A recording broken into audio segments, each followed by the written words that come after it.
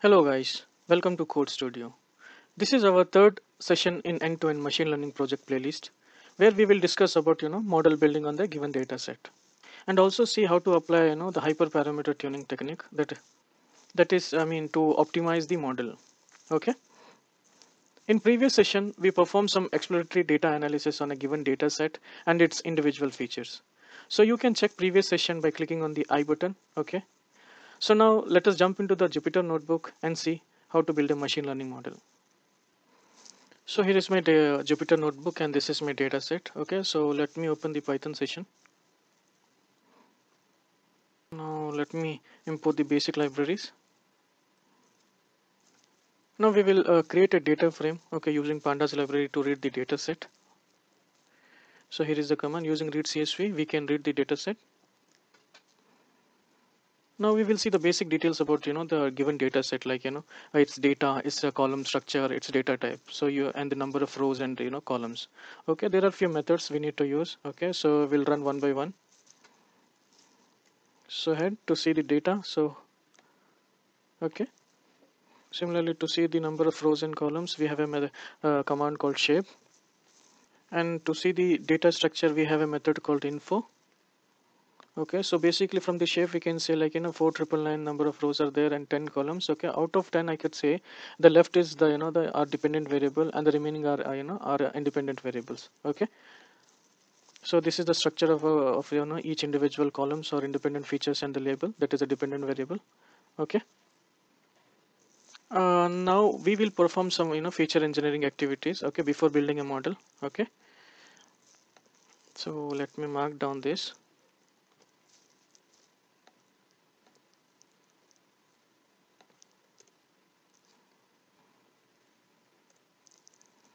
So first step is we need to remove the unwanted features. So in our independent variable, okay, we have a employee ID, okay, which is not needed because it's employee ID, right? It does not play any important role in our given data set, so we can drop this.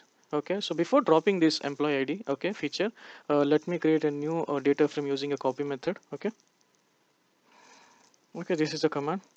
So I just copy it. Now I'll drop the employee feature from the new data frame called df2. Okay. Now to drop any feature, so basically we have to use a method called drop. Okay, so here is the command. Okay, so it's from the data frame 2. Okay, drop method. So what are the features has to be the removed? So employee ID. And this is a column, right? So access value will be 1 and in plus, the same the column has to drop from the same data frame. Okay, so let me run this. Okay, now if you say wanted to see the new data, the new data frame, okay, you can see this. Okay, the employee feature got deleted or removed from the data frame 2. Okay, so now the next step is the handling missing values. So first of all we have to find out if any feature has a missing values. Okay, so using a method called is null, okay, we can perform that. So here is the method. Okay, syntax for that. So df2, that is the data frame 2, is not null method, and I'm trying to get the sum of those missing values. So you can see from the satisfaction level this is having a 2 the missing rows, okay, missing value records. Okay, the remaining are seems to be have does not have any missing values. Okay, so now we'll try to fill these two missing values. Now to fill these missing values, okay, first of all we will see the the stats about this column. Okay, so using a describe method we can see the statistics about this column. Okay, so let me run this.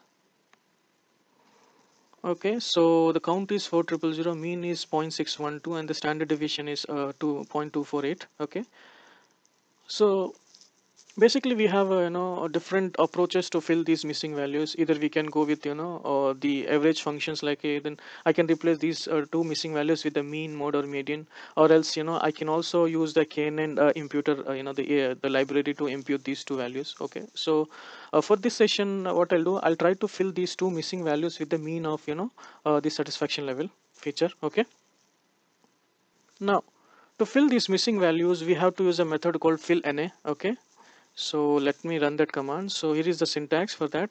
So this is my feature, okay. Dot fill is the method. Inside the bracket, we have to use what value, with what value you would like to fill. So I would like to fill these missing values with the mean of the satisfaction. So to get the mean of the satisfaction level feature, so this is the method, your command, okay, dot mean, and the in place means the same column, same feature has to get updated, okay. So let me run this, okay. So it's got executed. Now let me see again, run this command.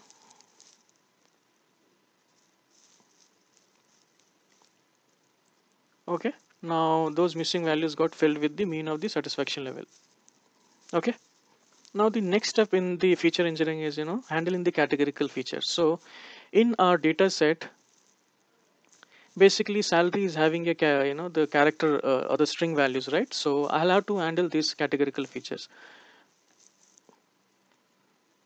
because the machine learning model works on only number columns. Okay, so that's why we need to handle the categorical feature. So before handling the categorical feature, we'll try to understand what are the unique values it has. So to see the unique values, we have to use a method called unique. So on that particular feature, so this is the my new data frame, of the salary. So I'll try to get the unique values. So basically, I have a three values: low, medium, and high. Okay, so these are the categorical values. This has to be converted. Okay. Okay. To handle the categorical values, we have to use a method called getDummies. Okay. Using that we can convert. So here is a syntax. Okay, so now I'll store those encoded features inside this. Okay, get salaries dummies. Okay, so this is the method. Okay, this is the pandas library object dot get dummies, and this is the my feature. Okay, categorical feature which has to be converted. Okay, and this is the second argument, that is drop first is equals to true. Okay, basically this command is used to, basically this method, this argument is used to avoid the dummy variable trap. Okay, so let me run this. It's been executed. Let me see this. Okay, so now these are the the encoded features got created. Okay, zero in form of 0 and 1s. Now we'll combine these features also along with our the original data frame, that is our df2. Okay, so using a method called concat, okay, we can combine these two frames. So this is the concat method. Okay, this is my df2 and the comma, the second the encoded features, that is the salaries underscore dummies. Okay, at what level? At the column level I would like to combine, so that's why I've given the value as a xs is equals to 1. Okay, so let me run this. Let me see the data frame results.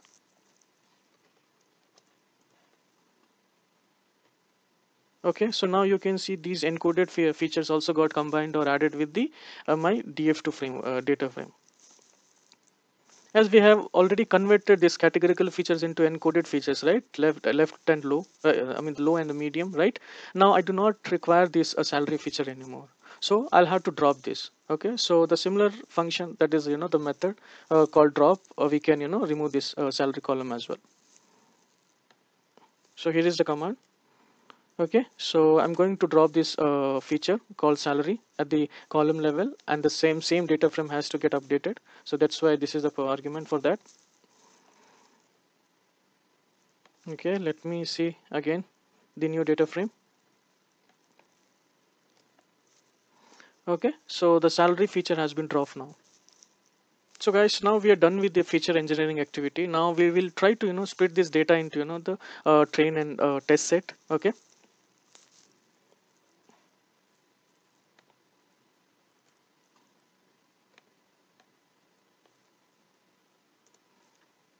So before splitting the data set into training and test set, first of all we have to split the data set into x, that is the independent features, and the y, that is our target dependent variable. So for that we have a command like this. Okay, so from the x variable, okay, I'll have to drop a target column. Okay, so here is a command. So using drop label, that is at the left. Okay, okay, the x axis called column level 1. Okay, and to get the y value I only need a target column, so I'm holding this. So this is the command. Now as we are done with the x and y, now we can split this x and y into the training set and test set. So here is the command. So I have to import a library called sklearn.model selection, and the class would be train test split. Okay, and here is the syntax to split the training and test set. So the first variable is the xtrain, then second is the xtest, then ytrain, ytest. This is the class x and y. These are my the variables. Okay, this is independent variable, and this is my output. That is the label. Okay, the test size I'm giving, the 20% would be my test size. Okay, and the random state I'm giving default as the 0. Okay, let me run this. Now let me check the size of the my xtrain and the xtest.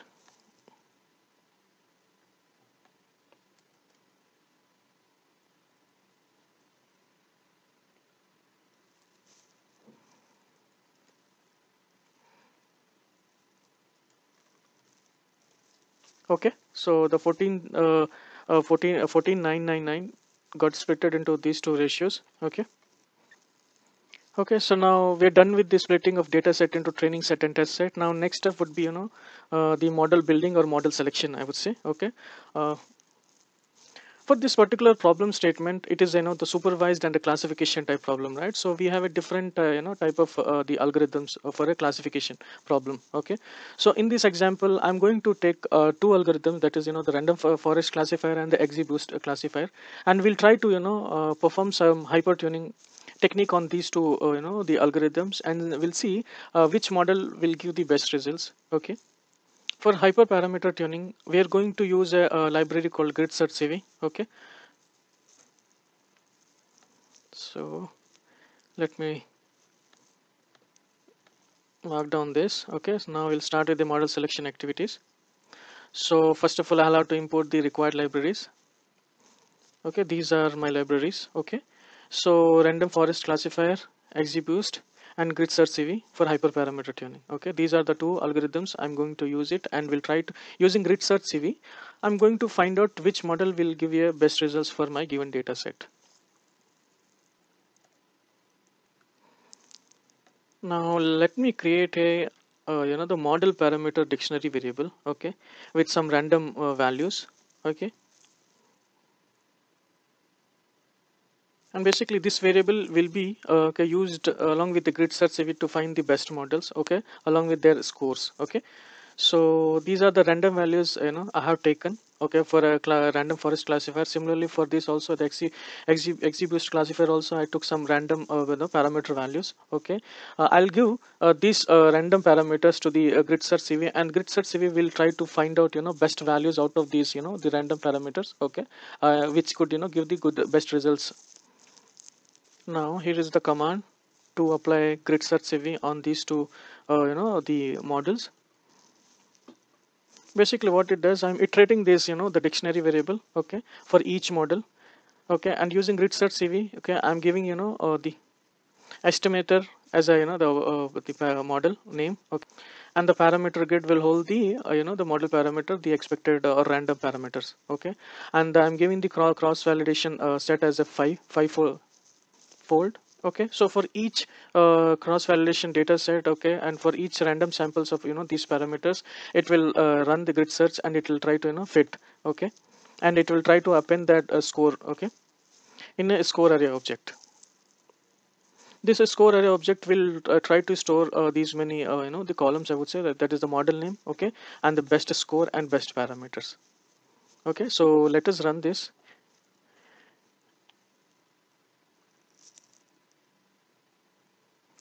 It will take some time. Okay, it's done. So let me see the score of individual the model. Okay, so this is my first model. That's a random forest, and the score is 91 percentile. Okay, whereas the XGBoost the classifier, it has a 99 percentile. Okay, so using the grid search CV, we can optimize the model and find the best, and we can, using this approach, we can compare which model gives the best results. Okay, so from this given results we can decide, right? So the XGBoost classifier is giving a best accuracy. So we're done with the model selection. Right now we will build the actual model, okay, using the XGBoost the classifier. So let me mark down this.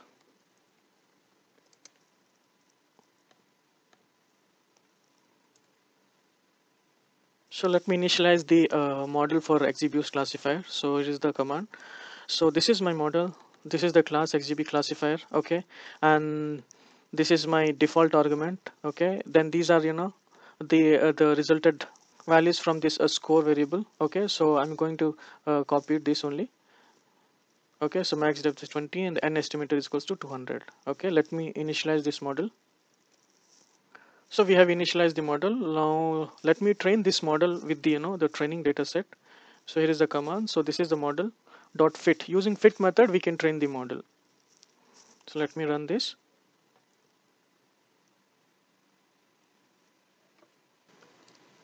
Now you can see the score as well.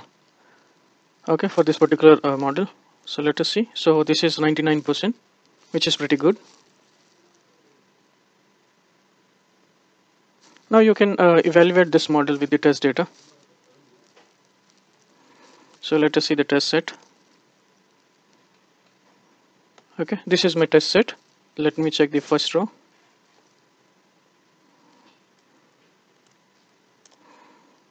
Now I'll pass this first row to the model and predict the let's say the prediction value. For that we have to use a method called predict.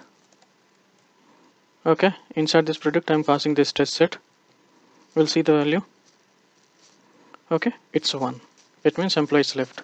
We'll see the actual value for this particular record. So we'll try to check from my original data frame, that is df1. Okay, this is the location, nothing but my index value. You can see the remaining values are same, right? So, and the actual value is 1 and my predicted value also 1. Okay, so it's good. So it's predicted a good value, the correct value. We can also check the confusion matrix because it's a classification problem. Okay, so here is the command. Basically the confusion matrix will be used to to get the count of true values with respect to the predicted values. Okay, so let me run this. We can also draw a confusion matrix on a plot, a graph. So it is the command in form of heat map. Okay, so from this plot you can understood, right? So basically these are my true values, the vertical axis and the horizontal is predicted. So 685 got predicted, okay, and 16 it predicted wrongly, that is a 0, whereas the 16 records also were there in the left, I mean the value of 1 only. Similarly for 0 also, okay, it predicted a correct value of 2 to 9 to, and 7 it predicted wrong, that is it is giving a value as a 1 for these 7 records, but whereas actually the values for these 7 records were 0. Okay, so like this we can evaluate the model. Okay, that's all for today's session, guys. So in next session we will try to write a code from scratch using a PyCharm tool and expose this model as or the REST API. Okay, if you like my video, please click on like button and subscribe my channel. Thank you so much.